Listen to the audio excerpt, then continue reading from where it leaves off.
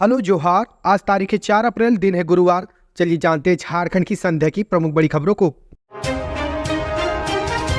2 दिन कहर बरपाएगी गर्मी। 6 अप्रैल से बिगड़ने वाला झारखंड का मौसम, ऐसा रहेगा हाल।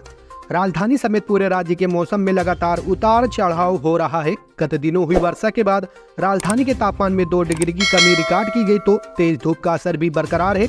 लगातार बढ़ रहे तापमान के कारण शहर के स्कूली बच्चों की परेशानी बढ़ गई है। मौसम विज्ञान केंद्र रांची द्वारा जारी पूर्वानुमान में बताया गया कि 4, 5 और 6 अप्रैल को हीट वेव का असर देखने को मिलेगा। सबसे अधिक हीट वेव का असर दक्षिण हिस्से के अलावा पूर्वी हिस्से में भी देखने को मिलेगा। वहीं 7 अप्रैल को राजधानी रांची समेत राज्य के अधिकांश हिस्सों में कहीं कहीं 30 से 40 किलोमीटर प्रति घंटे की रफ्तार से हवा बहने और वज्रपात के साथ वर्षा होने की संभावना है। राजधानी में 6 अप्रैल की दोपहर या शाम में आंशिक बादल छाए रहेंगे, जिसके बाद गर्मी से थोड़ी राहत मिलने के आसार है। इसे लेकर मौसम विज्ञान केंद्र रांची ने येलो अलर्ट जारी किया है। मौसम वैज्ञानिक अभिषेक आनंद ने बताया कि रांची व आसपास के जिलों में अगले 24 घंटे में अधिकतम तापमान में कोई बड़े बदलाव की संभावना नहीं है। इसके बाद अगले 3 दिनों धीरे धीरे 2 से 3 डिग्री सेल्सियस की वृद्धि होने की संभावना है। 4 और 5 अप्रैल को रांची में आसमान मुख्यतः साफ रहेगा और मौसम शुष्क बना रहेगा।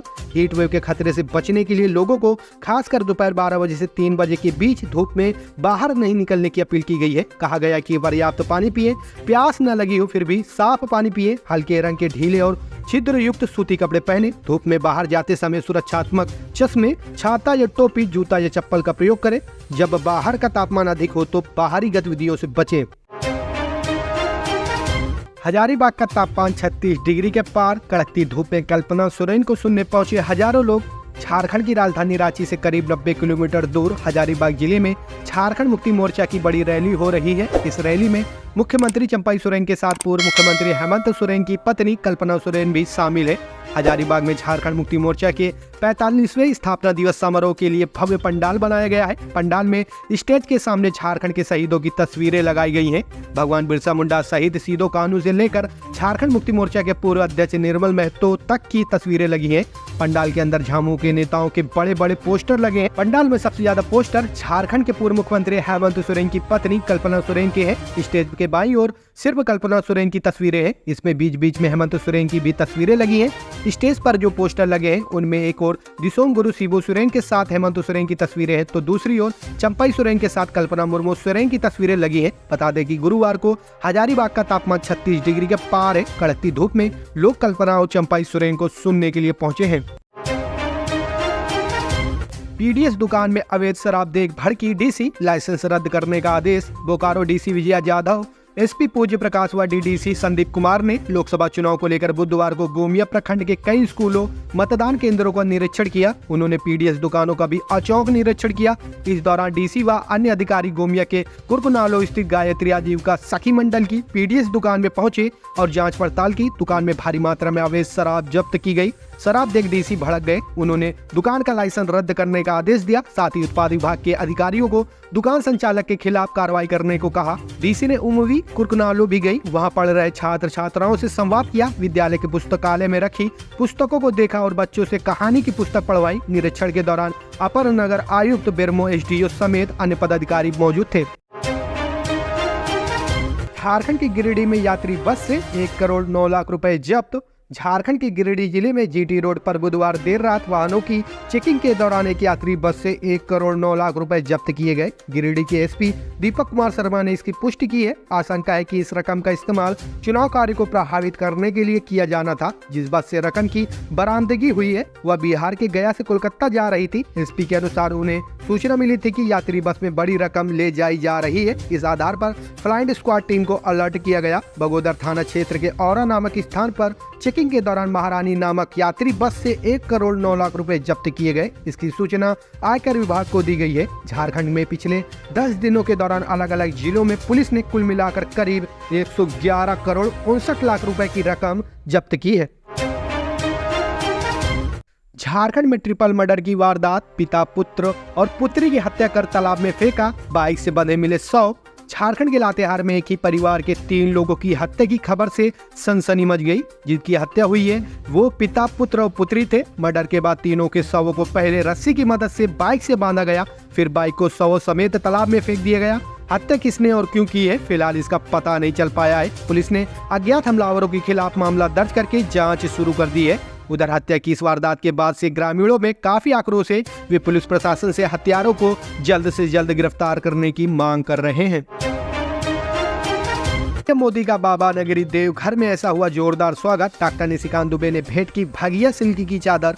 प्रधानमंत्री नरेंद्र मोदी गुरुवार सुबह 11 बजे तीसरी बार बाबा बैद्यनाथ की नगरी देवघर एयरपोर्ट पहुंचे थे, जहां भाजपा प्रदेश अध्यक्ष बाबूलाल मरांडी, गोड्डा सांसद निशिकांत दुबे ने उनका जोरदार स्वागत किया। इस दौरान डॉक्टर निशिकांत दुबे ने पीएम मोदी को भगिया सिल्क का चादर भेंट किया। उस पर कमल के फूल की आकृति बनी हुई थी, जो भाजपा का सिंबल भी है। इसके बाद प्रधानमंत्री ने हवाई अड्डे से ही बाबा बैद्यनाथ को नमन कर हेलीकॉप्टर से बिहार की जमुई के लिए रवाना हो गए।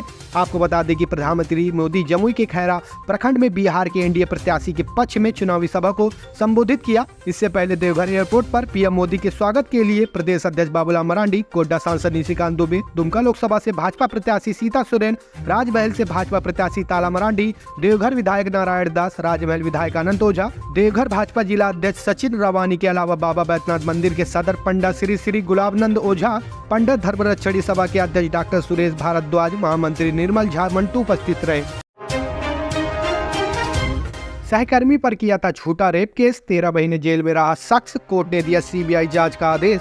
झारखंड से रेप के झूठे मामले में अपने सहकर्मी को फंसाने का और बाद में मुकर जाने का एक अनोखा मामला सामने आया है। रिपोर्टर्स के मुताबिक झारखंड में पुलिस का एक जवान सहकर्मी महिला कांस्टेबल के रेप के आरोप में 13 महीने जेल में रहा। बाद में महिला कांस्टेबल रेप के आरोप से मुकर गई और कहा कि कुछ अफसरों के कहने पर उसने इस मामले की एफआईआर दर्ज कराई थी। बता दें कि जेल से बाहर निकले जवान ने इस मामले की उच्च स्तरीय जांच और जेल में गुजारी गई अवधि के लिए मुआवजे की गुहार लगाते हुए झारखंड हाईकोर्ट में याचिका दायर की थी। रेप के झूठे मामले में एक लंबा वक्त जेल में गुजारने वाले जवान की याचिका पर सुनवाई करते हुए अदालत ने पूरे प्रकरण की सीबीआई जांच का आदेश पारित किया है। जवान पर रेप का यह झूठा आरोप कोविड काल का है और पूरा मामला वर्ष 2020 का है। रिपोर्टर्स के मुताबिक पूर्वी सिंहभूम के एक थाने में तैनात जवान अनिल कुमार के खिलाफ एक महिला कांस्टेबल ने कोविड काल के दौरान रेप का आरोप लगाते हुए एफआईआर दर्ज कराई थी। बाद में उसने विभाग को एक पत्र लिखकर कहा कि उसने कुछ अधिकारी के कहने पर यह केस किया था। अपने पत्र में महिला कांस्टेबल ने कहा कि उसे तो यह भी नहीं पता कि जिस आवेदन पर एफआईआर दर्ज हुई है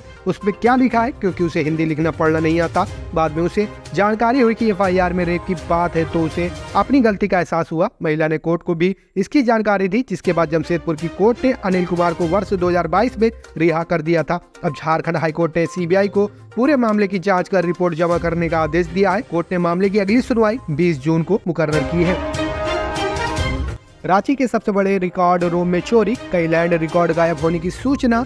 रांची के जिला अभिलेखागार में चोरी की घटना को अंजाम दिया गया है। घटना की सूचना मिलने के बाद कोतवाली पुलिस और रांची के एडीएम लॉ एंड ऑर्डर एवं रिकॉर्ड रूम इंचार्ज ने रिकॉर्ड रूम का निरीक्षण किया। पुलिस पदाधिकारी और जिला प्रशासन के अधिकारी इस बात की जांच में जुटे हैं कि रिकॉर्ड रूम से कौन कौन से दस्तावेज गायब है। ऑफिस के कर्मचारी जब कार्यालय खोलने पहुंचे तब मेन दरवाजे पर ताला तो बंद था, लेकिन ऑफिस के अंदर के सभी कमरों का ताला खुला हुआ था, जिसके बाद इस बात की जानकारी वरीय पदाधिकारियों को दी गई। रिकॉर्ड रूम में रांची जिले के सभी भूमि के लैंड रिकॉर्ड रखे जाते हैं।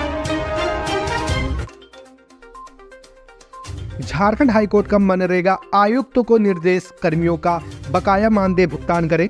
झारखंड हाईकोर्ट ने विजेता तिवारी और अन्य की ओर से दायर याचिका पर सुनवाई करते हुए मनरेगा आयुक्तों को सभी 11 प्रार्थी का बकाया मानदेय भुगतान कर प्रति शपथ पत्र दायर करने का निर्देश दिया है। इस मामले की सुनवाई हाईकोर्ट की न्यायाधीश जस्टिस अनुभा रावत चौधरी की बेंच में हुई। सुनवाई के दौरान अदालत ने मौखिक रूप से कहा कि जब सभी प्रार्थी कार्य कर रहे हैं, विभाग द्वारा उनसे कार्य लिया जा रहा है, तो जून 2022 के उपरांत उनके मानदेय का भुगतान क्यों नहीं किया गया। दरअसल चतरा जिले में ग्रामीण विकास विभाग में पदस्थापित कंप्यूटर ऑपरेटर की नियुक्ति 2007 में हुई थी। तब से सभी कंप्यूटर ऑपरेटर अपनी सेवा विभाग को दे रहे थे, लेकिन जून 2022 के बाद उन्हें मानदेय भुगतान बंद कर दिया गया था, जिसके बाद 11 प्रार्थियों ने मानदेय भुगतान सहित अपनी सेवा नियमित कराने के लिए हाईकोर्ट में गुहार लगाई थी। प्रार्थी की ओर से अधिवक्ता अविनाश रंजन मिश्रा ने पक्ष रखा। पलामू में किराना स्टोर में शरारती तत्वों ने लगाई आग, 3 लाख की संपत्ति जलकर नष्ट। जिले के तरहसी थाना क्षेत्र के बिदानी कला में स्थित एक किराना स्टोर में आग लगा दी गई। आग से करीब 3 लाख की संपत्ति जलकर नष्ट हो जाने की जानकारी दी गई है। इस संबंध में अंचल कार्यालय के साथ साथ थाने में भी आवेदन देकर मुआवजा और घटना की जांच करने की मांग की गई है। दुकान में आग लगा देने की आशंका जताई गई है। आपको बता दें कि किराना दुकान मालिक संदीप कुमार प्रत्येक दिन की तरह बुधवार की देर शाम 8 बजे दुकान बंद करके घर गए थे। रात 11 से 12 के बीच आग लगा दी गई। मकान मालिक अताउल्लाह अंसारी द्वारा इसकी जानकारी संदीप को दी गई। सूचना मिलने पर आसपास के ग्रामीण भी मौके पर पहुंचे और करीब 1 से 1.5 घंटे की मशक्कत के बाद आग पर काबू पाया गया।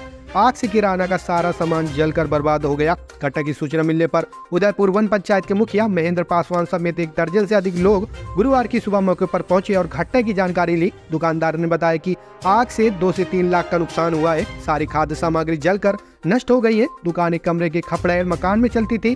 पीड़ित दुकानदार एवं उनके परिजनों ने मुआवजे की अपील की है। मुखिया ने कहा कि पीड़ित दुकानदार को हर संभव मुआवजा राशि दिलाने की कोशिश की जाएगी। मुखिया ने आशंका जताई है कि किसी शरारती तत्वों द्वारा दुकान में आग लगा दी गई है। मुखिया ने इस मामले की जांच कर दोषियों पर कार्रवाई करने का आग्रह किया है ताकि इस तरह की घटना दोबारा न घट सके।